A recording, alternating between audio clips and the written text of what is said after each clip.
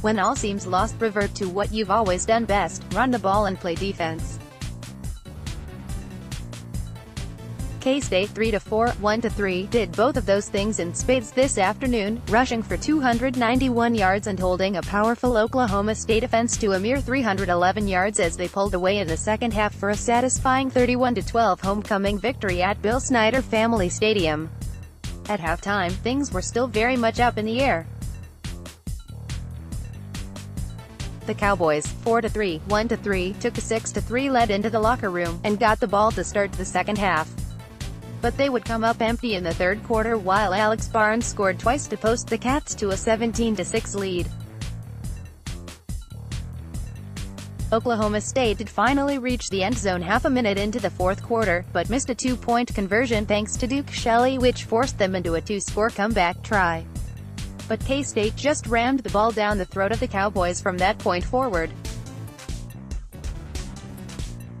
Barnes scored his third touchdown of the afternoon on an 8-yard run, untouched, with 9:41 to play, that gave K-State a 24-12 lead and put the Cowboys in a position where they had to stop the Cats twice in 9 minutes despite being utterly unable to stop the run game all day.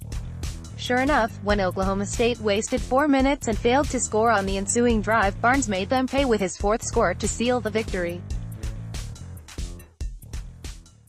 Shelley's second interception of the day followed shortly thereafter, and the Cats knelt the clock out. Barnes had himself a day, and has in fact had himself 10 straight quarters. Today, all Barnes did was run for 181 yards and 4 touchdowns on 34 carries. Since halftime of the Texas game, Barnes has run for 511 yards and 8 scores in just 150 minutes. To put this in perspective, that's a pace of nearly 2,500 yards and 38 touchdowns over a full season. Wow. And today, he was also K-State's leading receiver, with 3 catches for 51 yards. That gave him 232 yards of total offense on the day. Skylar Thompson was, to be fair and accurate, terrible in the first half. But he was much more effective in the second, finishing 11-22 for 130 yards and getting his game QBR up to almost 199.6. He added 80 yards on the ground himself, showing a good instinct for tucking and running that he's sometimes lacked. Isaiah Zuber had 3 catches for 51 yards. Isaiah Harris also had 3 for 16. Blaze Gammon caught a pass for a key first down on K-State's final real drive, and Alvin Warmack had a real impact in the game this week, 8 carries for 32 yards and 1 catch for 18. What did we learn? 1. Alex Barnes is a small godlike creature. But we already knew that. 2. Duke Shelley is really coming into his own. As noted, Shelley had 2 picks and a huge pass breakup in the end zone on Oklahoma State's 2-point attempt in the fourth quarter. But that's really just the tip of the iceberg. Shelley was everywhere, even when he wasn't making a tackle or breaking up a pass. He was a factor throughout, much like Eli Walker has been in weeks past. 3. The rest of the defense was on fire today. The numbers themselves are notable. Keeping Oklahoma State to 311 yards when they've been averaging well over 500 a game is a huge victory. But it's more than that. Oklahoma State had 4 plays of over 20 yards, 2 for over 40, and still only picked up 311. None of the big plays ended in the end zone. The secret, K-State, after a week in which they appeared to regress horribly, put on their best tackling performance since the Arthur Brown era.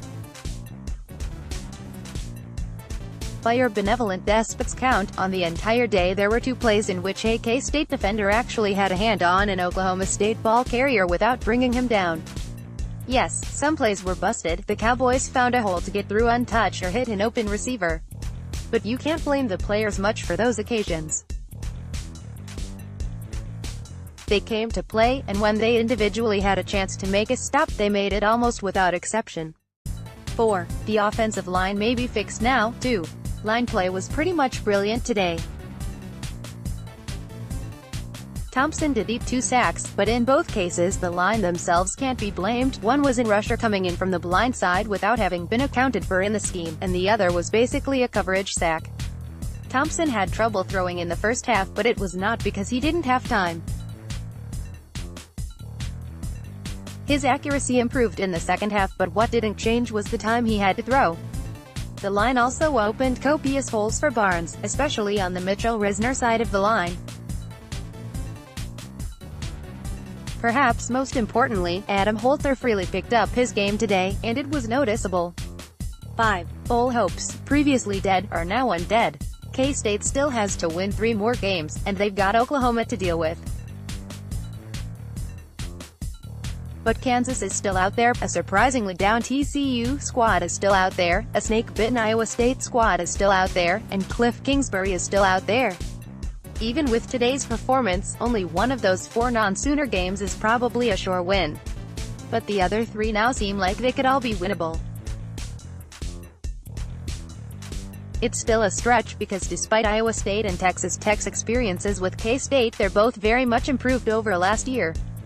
But it's now back within the realm of possibility, something which would not be true if K-State hadn't sacked up and did the job today. Not only that, the Cats are now looking down at 2 Big 12 teams, as the win technically puts them ahead of the Pokes in the standings. And now they've got a week off to get healthy. We'll see what happens.